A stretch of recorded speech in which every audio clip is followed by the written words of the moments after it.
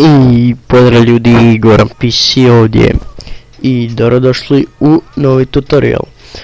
Znači danas ću vam pokazati kako da koristite auto spam. Znači ja sam već jednom probao, ali to nije prošlo uspješno, pa ćemo probati ovako.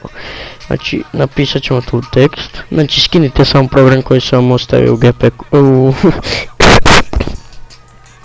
u deskripciji.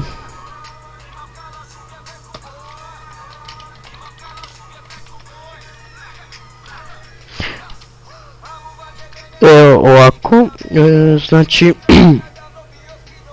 napišete tekst, otvorite nečiji chat i kliknete spamuj. Ćemo sačekat.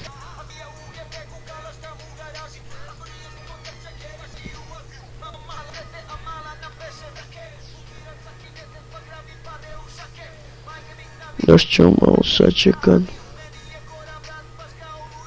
Zašto je kao? Trebalo bi sada.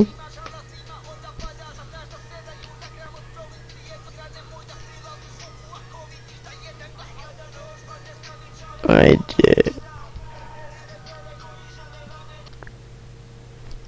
I evo počelo je auto spamati, samo to ne radi. Evo znači, ali to je nešto sporo. Znači malo će brže ići zato što je meni je spor kompjuter i još snimam i jako slab mi je kompjuter. I znači malo bi to trebalo brže ići. Ali evo kao što vidite samo piše. Znači stvarno radi i kaže prekinuti auto, samo kliknite prekini. Znači vama će to ići jako brzo, znači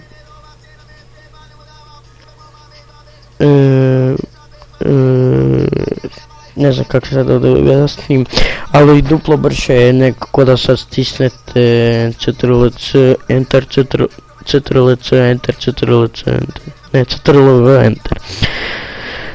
Znači ovako vam je najbrže.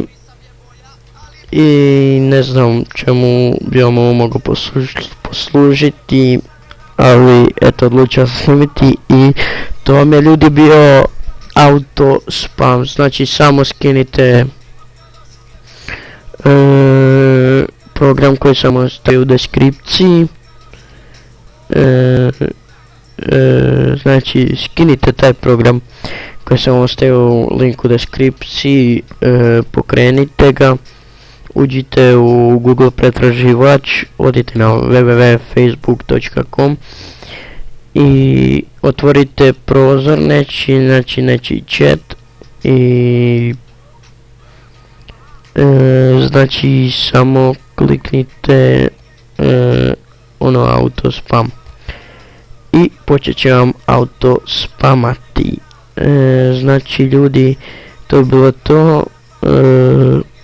Ako vam se svidio klip, kliknite like, šerujte, komentirajte i subscribe se na kanal za još tutoriala.